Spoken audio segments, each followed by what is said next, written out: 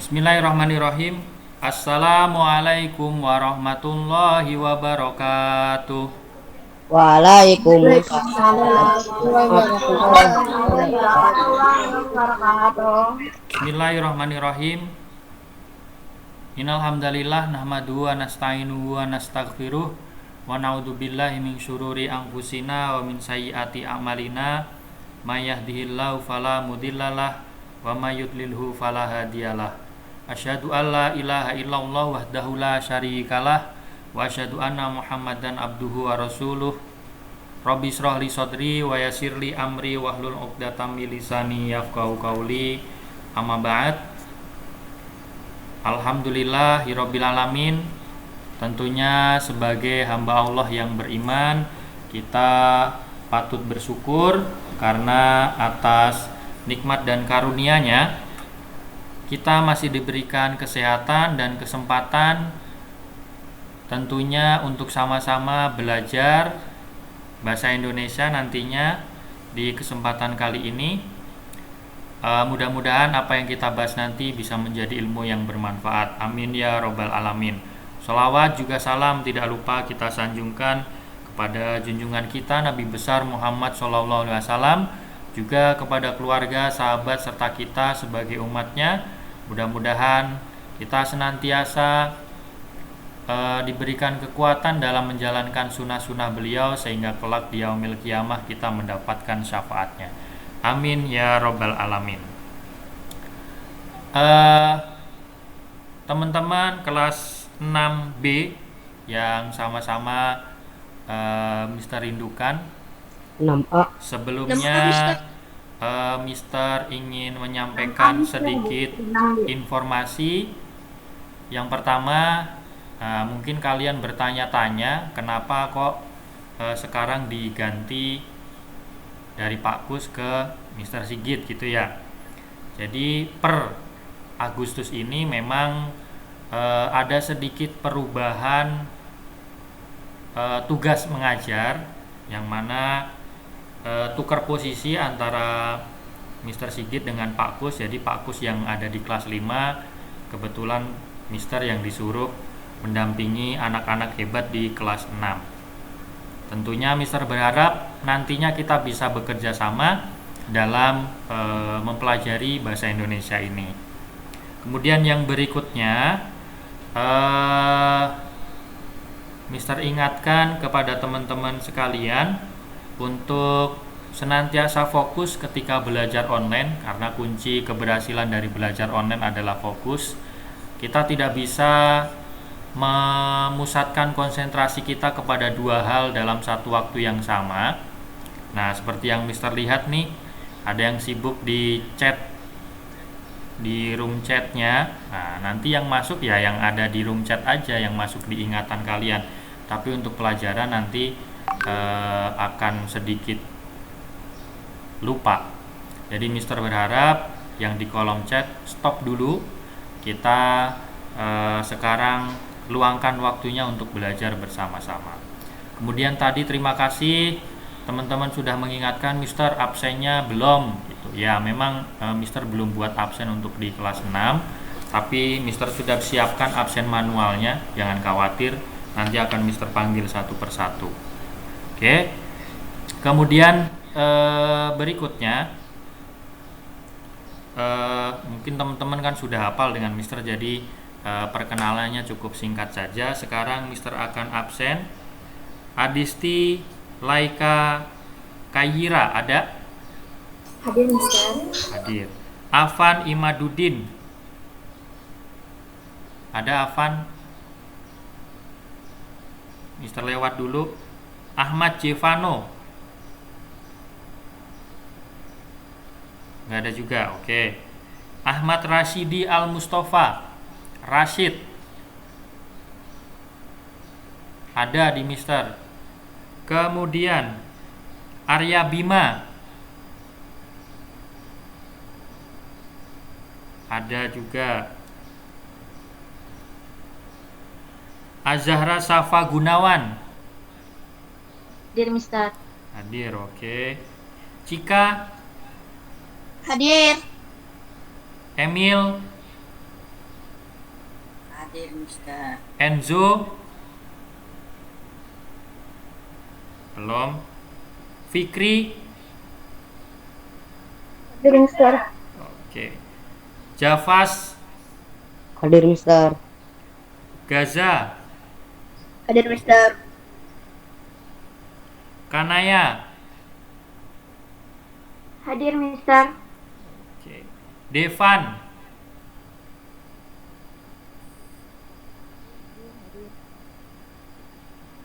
Mana Devan? Tadi yang mic-nya gangguan Devan ya? Kairana Asmininda. Hadir Mister. Ini panggilannya apa kakak? Oke. Oke. Zidan? Ada Zidan? Hadir Mister. Fatan?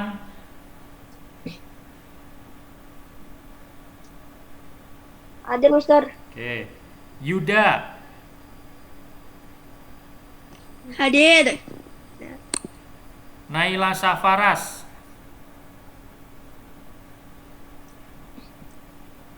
Nggak ada. Nizam Jadid? Ada Nizam Jadid?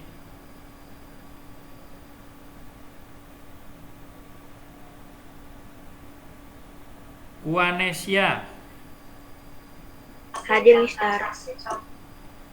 Quinsa Kayana? Hadir. Hadir, oke. Ridho?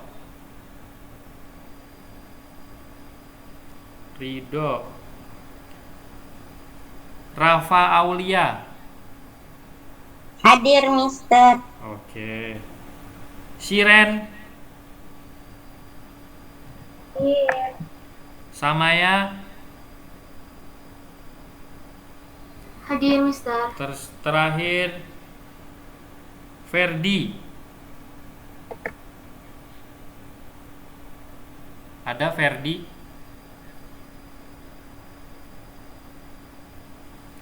Baik, kalau tidak ada, sekarang kita lanjutkan langsung ke pelajaran saja ya teman-teman kelas 6A. Insya Allah besok untuk absennya sudah akan Mister. Waalaikumsalam, akan Mister sertakan di Google Site Mister. Sekarang terakhir sudah sampai mana ya? Halaman 46 sudah? Halaman 46. Udah Mister. 46 udah. Coba Mister 46 udah Mister. tampilkan di sini. 46 udah.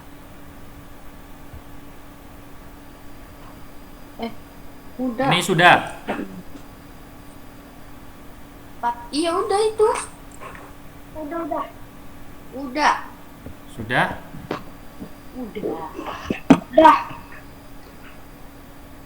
Udah itu Mister. Nah, kalau sudah Mister di sini hanya akan mengulang saja. Silahkan perhatikan kembali.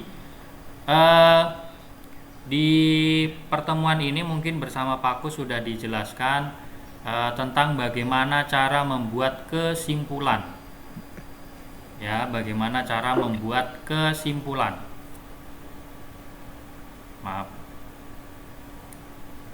Ini ya kesimpulan dari sebuah wacana.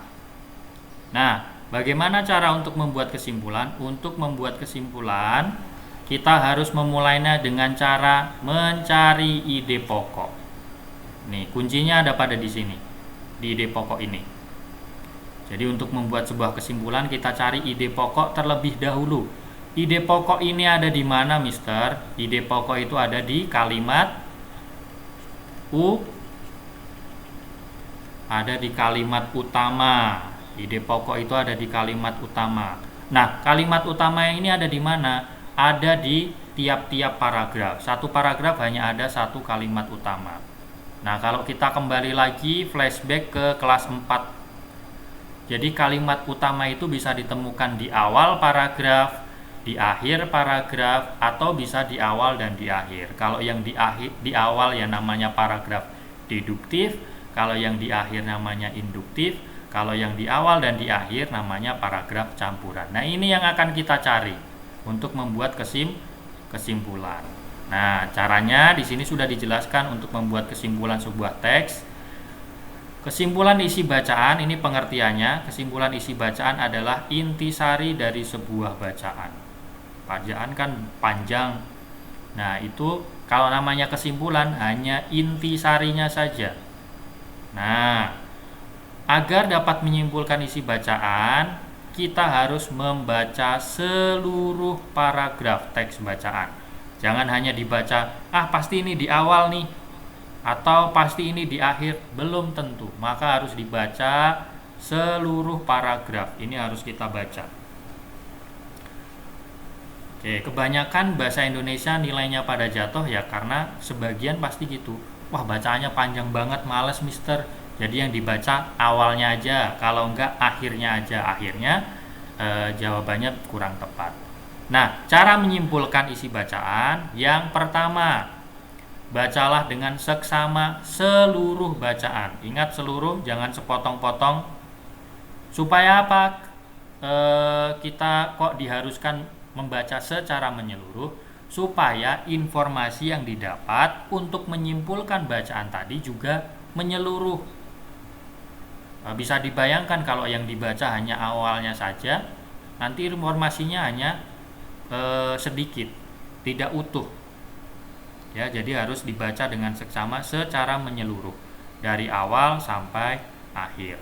Kemudian yang kedua, tentukan ide pokok setiap paragraf. Setelah dibaca, misalnya paragrafnya ada 3, ya tentukan ide pokoknya. Paragraf 1 apa, paragraf kedua apa, paragraf ketiga apa. Tentukan ide pokoknya. Kalau sudah sampai tahapan yang kedua, baru yang ketiga, simpulkan. Kalau udah ketemu ide pokoknya gampang, tinggal dirangkai saja ide pokok tadi, sudah menjadi sebuah kesimpulan. Jadi seperti itu step atau langkah ataupun cara dalam membuat kesimpulan dari sebuah teks bacaan ini. Baca dengan seksama secara menyeluruh, tentukan ide pokok dari tiap paragrafnya, lalu simpulkan isi bacaan berdasarkan ide pokok dari seluruh paragraf yang sudah dicari. Nah, gitu ya. Berikutnya, ini ada contoh paragraf. Nah, jangan sampai nggak tahu ya, paragraf itu tandanya ada yang masuk atau menjorok. Ini namanya paragraf. Jadi ini satu paragraf. Ini paragraf 1, ini paragraf kedua. Nah, kita itu diminta untuk menyimpulkan dari 2 paragraf ini. Tadi langkahnya dibaca menyeluruh. Baca dulu semuanya, lalu menentukan ide pokoknya. Kita cari ide pokoknya. Di sini sudah ditentukan. Tapi caranya kurang lebih ya seperti ini. Baca dulu, bakau merupakan tumbuhan unik yang terdapat di muara sungai, daerah pasang surut dan pesisir. Tumbuhan ini dianggap unik karena memiliki ciri-ciri gabungan dari tumbuhan yang hidup di darat dan di laut. Bakau memiliki akar nafas yang berfungsi menyerap oksigen dari udara. Keunikan yang terdapat pada bakau merupakan cara adaptasi tumbuhan terhadap kondisi yang sedikit oksigennya. Itu di paragraf 1. Lalu dari paragraf 1 ini cari ide pokoknya. Nah, ide pokoknya adalah ini. Di kalimat pertama yang ada di awal. Kalau sudah, tentukan ide pokoknya, tulis di sini. Kemudian begitu juga dengan paragraf yang kedua. Dibaca dulu. Keberadaan buku di pesisir pantai bermanfaat untuk menjaga agar garis pantai tetap stabil dan tidak terkikis oleh terpaan ombak.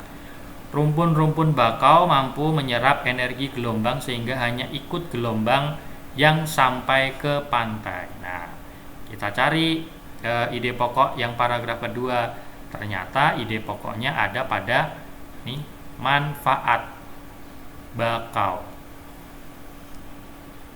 Nah, manfaat bakau. Kalau sudah, bagaimana cara membuat kesimpulannya, Mister? Setelah dicari ide pokok paragrafnya, ya ini sama ini digabung menjadi sebuah kesimpulan.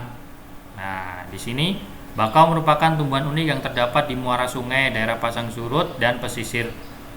Kemudian manfaat bakau ialah, nah ini sudah menjadi kesimpulan. Jadi kesimpulan ini diambil dari ide pokok. Dari sini ngambilnya. Nah, dari ide pokok ini itu kesimpulan, untuk membuat kesimpulan. Nah, sekarang di halaman berikutnya sampai di sini ada pertanyaan dulu atau tidak? Ada yang bertanya atau tidak? Kalau tidak, biar lebih jelasnya nih. Di halaman selanjutnya ini ada paragraf. Nama Indonesia. Di sini ada 3 paragraf. Ini paragraf ke-1, ini paragraf kedua, dan ini paragraf ketiga. Nah, kita diminta untuk melengkapi tabel halaman 47 dengan mencari terlebih dahulu ide pokok dari paragraf 1, 2, dan 3. Setelah itu nanti kita buat kesimpulannya bareng-bareng. Oke, Mister bacakan dulu. Paragraf 1.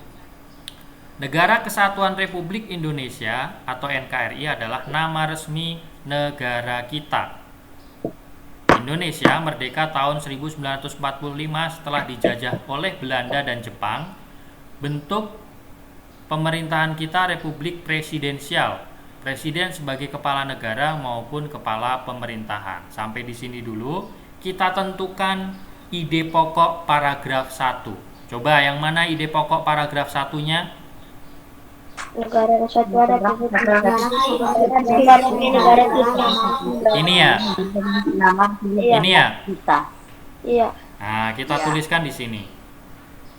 Singkat saja, misalnya NKRI adalah apa tadi, Mister agak lupa. Oh, NKRI adalah nama resmi negara kita. Lah, aku udah Mister diisi sama Pak Kus waktu itu. ya, Mister ngulang ya. Ya kan diulang. Resmi negara Indonesia. Terus, mungkin ada yang ketinggalan. Kalau sudah, kita ke paragraf yang kedua. Indonesia berasal dari kata Indus, dalam bahasa Latin berarti India, dan Nesos, dari bahasa Yunani yang berarti pulau. Pada tahun 1850, George Earl, seorang etolog berkebangsaan Inggris, mengusulkan nama Indonesian untuk penduduk Kepulauan India. J.R. Logan, mahasiswa George Earl, menggunakan nama Indonesia sebagai sinonim Kepulauan India. Pada tahun 1890-an, Adolf Bastian dari Universitas Berlin memopulerkan nama Indonesia dalam sebuah bukunya. Tetapi para akademisi Belanda enggan menggunakan nama itu. Nah, sekarang kita identifikasi atau kita cari ide pokok paragraf kedua ini yang mana? Indonesia berasal dari kata Indus atau bahasa Latin yang berarti India, dan Nesos bahasa Yunani yang berarti pulau. Oh, yang ini ya berarti. Oke, kita tuliskan di sini. Indonesia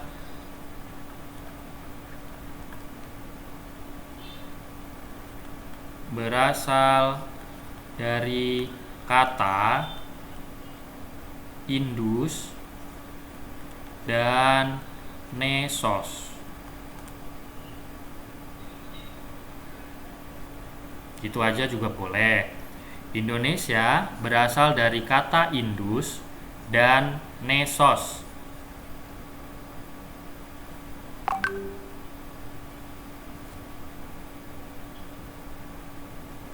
Terus kalau sudah, kita ke paragraf yang ketiga. Yang ini.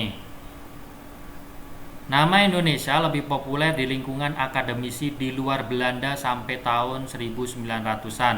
Namun para pejuang kebangsaan Indonesia menggunakan nama Indonesia sebagai ekspresi politiknya di tahun yang sama.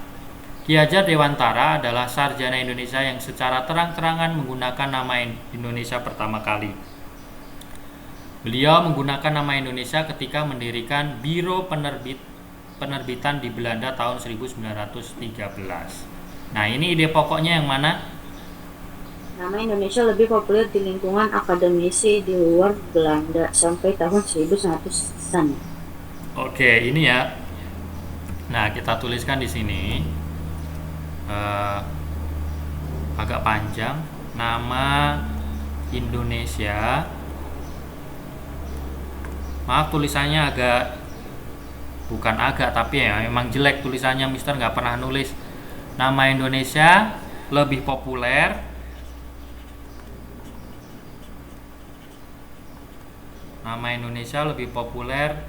di lingkungan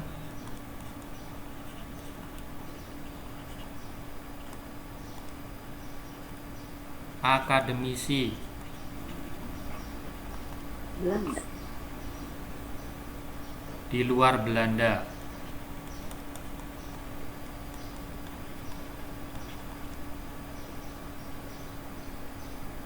Sampai tahun 1900-an. Lalu paragraf ke-1 ide pokoknya sudah, paragraf kedua ide pokoknya sudah, paragraf ketiga ide pokoknya sudah, baru kita buat kesimpulannya. Caranya gimana, Mister? Tinggal kita rangkai saja. Dari ide pokok ini kita rangkai. Misalnya NKRI adalah nama resmi negara Indonesia. Nah, terus yang berasal dari kata Indus dan Nesos. Itu di lingkungan apa, Mister? Mana? Yang mana? Yang ke 1, 2, 3. Yang 3. Oh, di lingkungan akademisi. Akademisi. Nah, sampai di sini titik. Terus nama Indonesia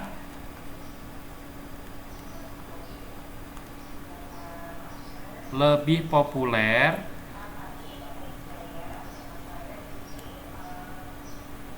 di lingkungan Habis resmi digarap itu apa tuh, Mister? akademisi di luar Belanda tahun 1900-an. Titik sudah. Nah, ini rangkuman. Ini kesimpulannya.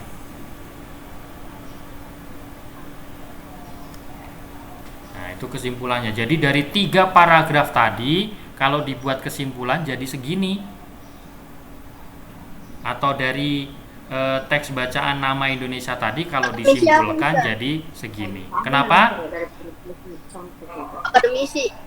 Akademisi kenapa? Apa? Artinya akademisi itu kayak semacam dosen gitu. Itu akademisi.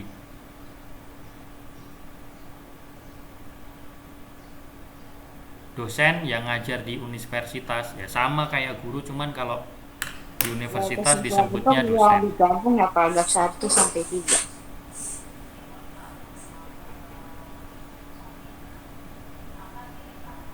Ini sudah? Sudah. Belum, Mister, belum, dikit lagi. Oke. Bisa kalau buat kesimpulan digabung ya paragraf 1 sampai 3. Kalau buat kesimpulan kenapa? Kalau buat kesimpulan nyari paragraf 1 sampai 3 terus digabung. Iya. Tapi dicari ide pokoknya. Nggak asal nggak asal menyimpulkan, kita cari ide pokoknya baru nanti digabung. Intinya hanya seperti itu, membuat kesimpulan. Kan dari tiap-tiap paragraf, satu paragraf itu punya satu ide pokok. Nah, kita cari ide pokoknya itu ada di mana. Kalau sudah kan tadi ini kita tuliskan, ini kan ide pokoknya nih. Paragraf 1 ini, paragraf 2 ini, paragraf 3 ini. Nah, setelah itu kesimpulannya ya kita ngambilnya dari sini. Digabung. Ini digabung.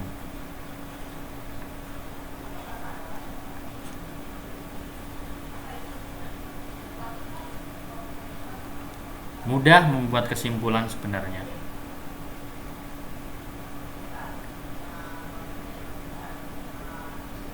Sudah.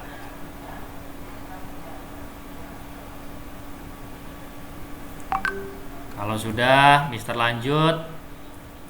Kita ke halaman berapa lagi ya? Oh, ini.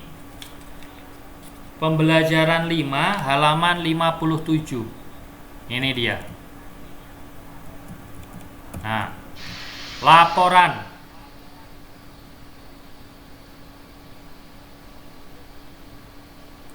Nah, Mister rekam layar loh ya. Jadi tadi yang chat masuk ke rekaman Mister, nanti tayang di YouTube Mister.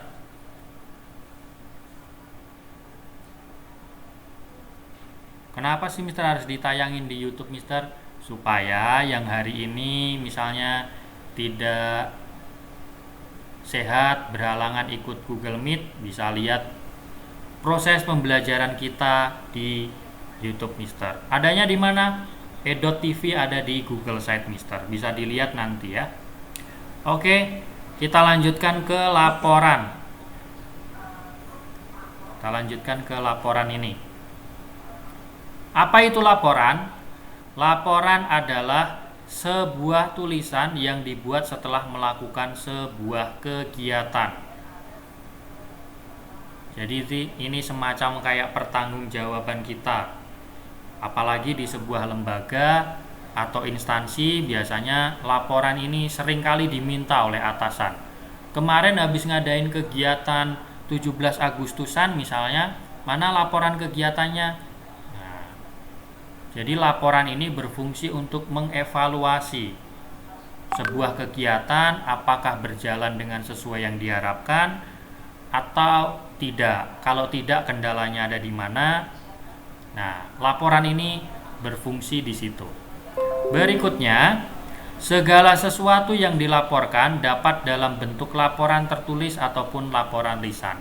Jadi, laporan di sini, laporan itu ada dua macam, yang satu tulis, yang satu lisan. Artinya apa, Mister? Tulis ini ya tertulis, misalnya dalam sebuah kertas, buku. Kalau lisan ini bentuknya cerita melalui mulut saja, tulisan, bedanya di situ. Nah, sekarang dalam penyajian laporan lisan, yang lisan dulu, menurut Goris Keraf, perlu diperhatikan gerak-gerik, sikap, dan hubungan langsung dengan lawan bicara. Supaya apa? Gerak-gerik, sikap, dan hubungan ini kok perlu diperhatikan? Nah, dari sinilah kita bisa tahu orang tersebut dalam menyampaikan laporan real, sesuai fakta di lapangan, atau rekayasa. Nah, kalau bohong ketahuan dari gerak-gerik dan sikap serta kontak langsung dengan lawan bicaranya. Orang bohong kan ketahuan ya. Berikutnya, bentuk-bentuk laporan lisan. Nah, kalau laporan lisan berupa apa? Ada yang bentuknya naratif, deskriptif, ekspositoris, argumentatif, bisa juga berupa persuasif. Nah, sementara itu jenis-jenis laporan tertulis, contohnya ini di kelas 4 sudah pernah kita pelajari nih. Ada laporan kegiatan, nih jenis-jenis laporan ya. Ada laporan kegiatan, ada laporan peristiwa. Laporan kegiatan itu misalnya kita habis ngadain kegiatan lomba, tuh panitianya menyerahkan laporan kegiatan kepada ketua panitianya. Kemudian laporan peristiwa ya kejadian. Itu di berita banyak, di koran-koran juga bisa. Kemudian laporan perjalanan, kalau kita pergi, biasanya kalau laporan perjalanan ini bisa melalui lisan. Nah, cerita ke temennya, kemarin aku pergi ke Bali misalnya, atau pergi ke mana, itu sudah contoh bentuk laporan secara lisan, tapi laporannya ke temen. Kemudian laporan hasil wawancara, ini di kelas 4 sudah pernah ditugaskan untuk melakukan wawancara. Laporan diskusi atau laporan buku dan resensi buku, serta laporan penelitian. Misalnya Miss Kokom nih minta kalian untuk meneliti tentang tumbuhan yang ada di sekolah, misalnya termasuk jenis tumbuhan yang bagaimana misalnya. Itu bisa pakai laporan penelitian. Berikutnya, nah di sini laporan sederhana. Laporan yang paling sederhana adalah laporan yang memenuhi unsur pokok sebuah laporan. Laporan yang paling sederhana adalah laporan yang memenuhi unsur pokok sebuah laporan. Apa itu unsur pokok sebuah laporan? Ada 3. Nih unsur pokoknya ada 3. 1 itu pendahuluan. Di sini ada nih pendahuluan atau pembukaan, kemudian isi dan penutup. Nah, ini paling sederhana harus ada 3 ini dalam sebuah laporan. Dalam sebuah laporan, yang laporan paling sederhana ada 3 item ini. Pendahuluannya ada, isinya ada, kemudian penutupnya ada. Nah, di sini juga sudah dibahas. Di pendahuluan itu berisi tentang identitas. Misalnya nama peneliti atau nama yang membuat laporan, kemudian judulnya apa, metode saat pengamatannya menggunakan apa, tanggal pengamatannya tanggal berapa, wawancara misalnya bisa dituliskan narasumbernya dan lain sebagainya, serta tempat. Itu masuknya ke pendahuluan. Ingat-ingat. Terus isi. Di isi, laporan berisi informasi umum objek pengamatan dan fakta-fakta yang diperoleh. Ini yang ada di lapangan, yang ditemukan pada saat pengamatan. Dituliskan di isi. Kemudian penutup isinya kesimpulan dan rekomendasi sesuai dengan tujuan. Nah, di sini juga sudah dijelaskan sebelum membuat laporan ada tahapan atau step yang harus dilakukan. Apa saja? Nih, tahapan yang harus dilakukan. Yang pertama, menentukan objek pengamatan. Artinya kalian mau mengamati apa? Kalau misalnya tadi Miss Kokom meminta untuk mengamati tanaman hidroponik yang ada di depan kelas 6A, ya itu objek pengamatannya. Jangan objek pengamatannya sama Miss Kokom ditentukan untuk meneliti atau mengamati tanaman hidroponik di depan 6A, kamu ngamatinya yang ada di masjid. Salah ya, kurang tepat. Harus sesuai dengan objek pengamatannya. Kemudian yang kedua, menentukan tujuan pengamatan. Nah, jadi pengamatan itu dilakukan untuk apa? Sebelum membuat laporan, tentukan dulu objek pengamatannya. Setelah itu, tujuan pengamatannya itu untuk apa? Misalnya kalau Miss Kokom minta untuk meneliti atau mengamati tanaman hidroponik di kelas 6A, ya tujuan pengamatan itu untuk apa? Misalnya memenuhi nilai IPA atau mengetahui tanaman hidroponik, itu kan tujuan. Lalu yang ketiga, melakukan pengamatan. Nah, ini terjun ke lapangannya, terjun ke tempat pengamatannya. Bisa dengan metode wawancara, bisa langsung dengan meneliti secara langsung. Kalau wawancara ya harus nanya dengan orang yang ahli di bidangnya. Kemudian yang keempat, menyajikan hasil pengamatan dengan menuliskan dalam bentuk laporan. Nah, laporannya setelah kita mengamati dituliskan dalam sebuah bentuk format laporan. Seperti apa, Mister? Kita lihat di halaman selanjutnya. Nah, format laporan paling sederhana seperti ini. Ada pendahuluannya, ada isinya, ada penutupnya. Itu ya. Oke, kita contohkan saja deh supaya lebih paham. Laporan kegiatan. Judulnya misalnya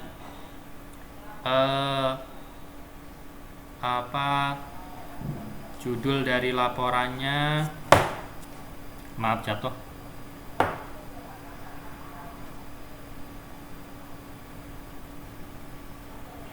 Mengamati, atau ini laporan kegiatan tapi di sini.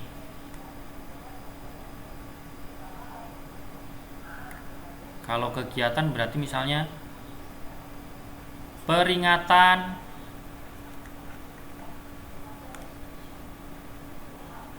tahun baru Islam di SD Islam Teratai Putih Global, misalnya itu judulnya.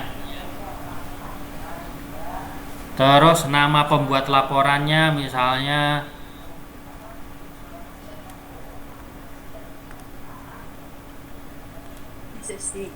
atau bisa ditulis dengan namamu sendiri. Sigit apa, Mister? Sigit Edi Siswanto. Ini tulis namamu aja, jangan nama Mister. Misalnya, terus nama alat dan bahan. Nah, pada saat kamu melaporkan kegiatan misalnya kamu menggunakan handphone, laptop, alat perekam. Itu halaman berapa, Mister? Halaman 57. Misalnya seperti itu. Mister, itu halaman berapa? 57, 58, mohon maaf.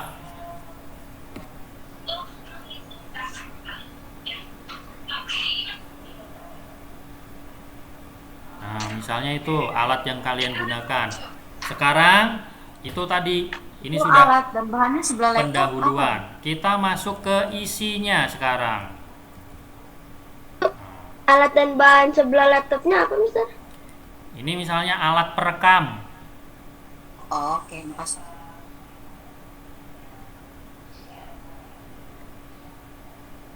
Nah, sekarang isinya berarti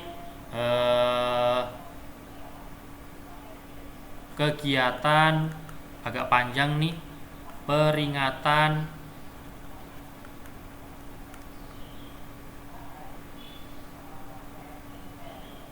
tahun baru Islam di SD Islam Teratai Putih Global dilaksanakan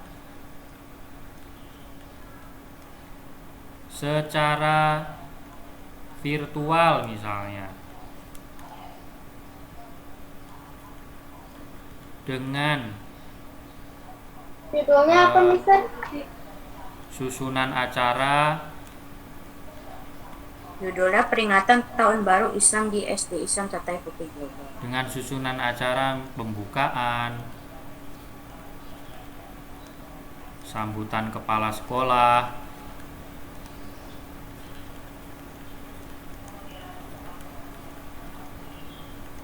pembacaan ayat suci Al-Quran. Dengan apa itu, Mister? Dengan apa? Yang mana? Itu secara virtual Dengan susunan acara (2). Mohon maaf kalau tulisannya jelek, Mister ini udah berusaha untuk nulis bagus tapi nggak bisa-bisa. Pembacaan ayat suci Al-Quran, lalu tausiah dan doa. Ini misalnya oleh Ustadz Aan misalnya. Sambutan kepala sekolah oleh Pak Mus misalnya. Pembacaan ayat suci Al-Quran misalnya oleh Ustadz Hamid misalnya. Nah, gitu ya. Yang pertama apa itu? Ini pembukaan, ini sambutan kepala sekolah, pembacaan ayat suci Al-Quran, tausiah dan doa.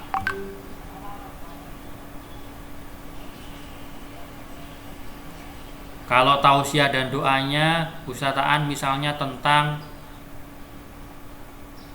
apa ya? Kalau tahun baru Hijriah, misalnya isi tausiahnya tentang hijrah, misalnya boleh dituliskan.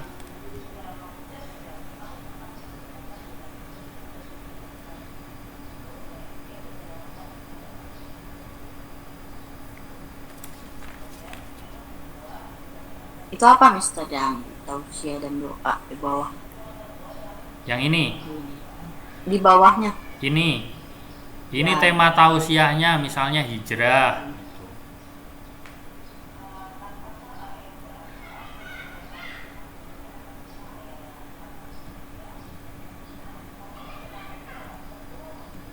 Nah, lalu kita ke penutup.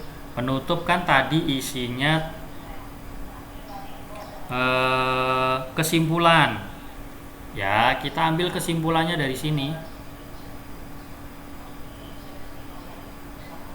Peringatan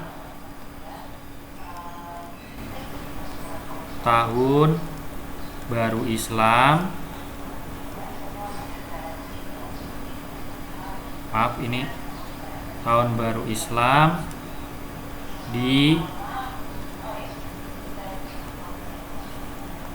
dilakukan secara virtual dengan acara tausiah dan doa bersama. Nah, gitu misalnya udah. Kebanyakan nulisnya nanti.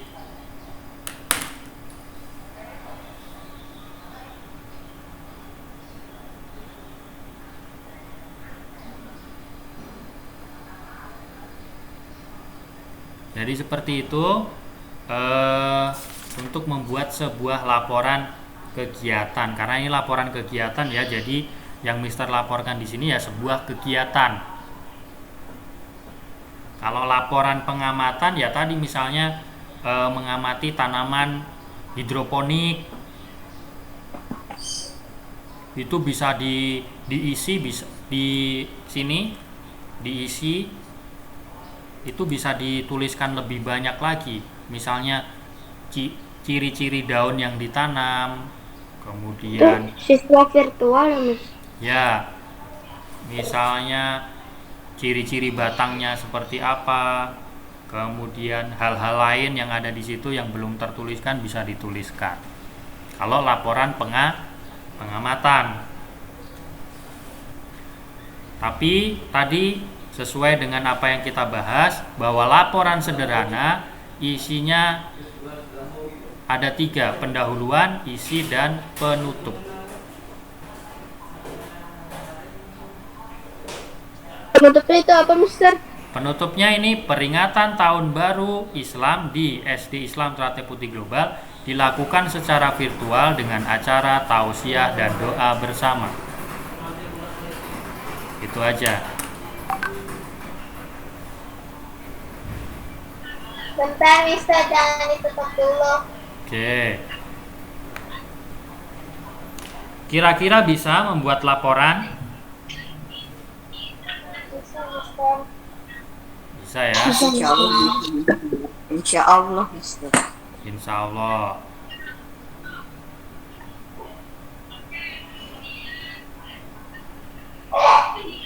Gak apa-apa kalau ketinggalan, nanti Mister tayang di YouTube rekaman ini. Jadi kalian bisa sambil belajar lagi di rumah. Oke, sekarang buku dan alat tulisnya boleh dilipat, tandai kita sudah sampai di halaman 58. Kita ketemu lagi di pertemuan yang akan datang, itu di hari apa kita? Kamis ya? Kamis kalau nggak Jumat. Jumat, Mister, Kamis nggak ada. Oh, Jumat, oke.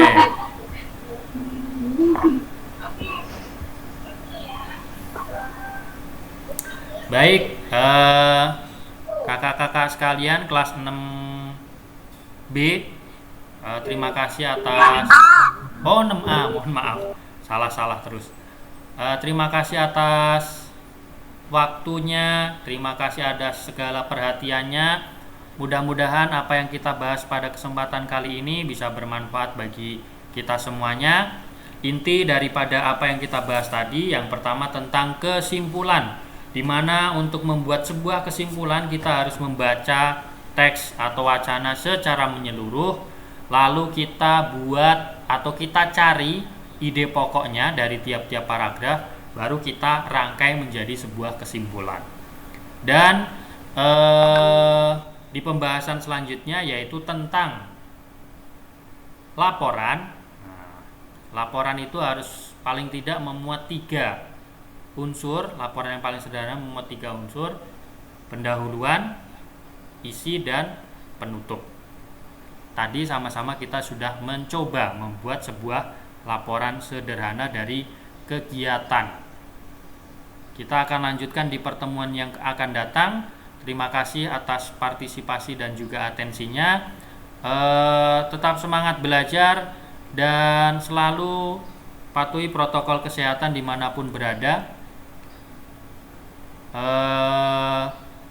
Setelah ini kalian bisa istirahat, jangan lupa untuk sholat, dan mari sama-sama kita akhiri dengan hamdalah dan kafaratul majlis bersama-sama.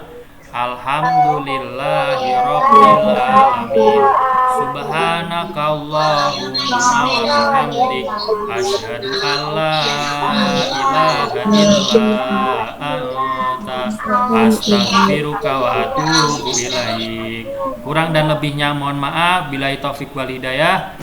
Wassalamualaikum warahmatullahi wabarakatuh. Nah,